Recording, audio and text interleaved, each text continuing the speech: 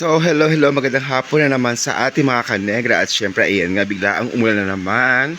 So, ako kanina ay naglilisay dito dapat at syempre huminto tayo dahil umuulan na naman sa ating ginagawang garden.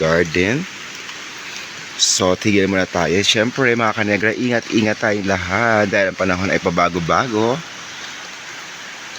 So, ngayon ay wala man tayong gagawin at syempre pahinga din muna tayo dahil sa masamang panahon. So, ayan.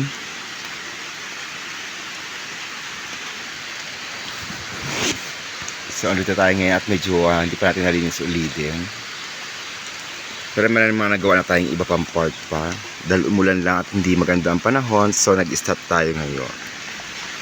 So, ingat-ingat sa lahat kung saan man tayo pupunta. At syempre, kung ano mga gagawin natin, keep safe, magdala ng payong, and enjoy kahit maulan ang panahon. Thank you so much mga kanegra, and please like, share, and follow me and subscribe to my channel. Thank you so much mga kanegra. Ingat-ingat.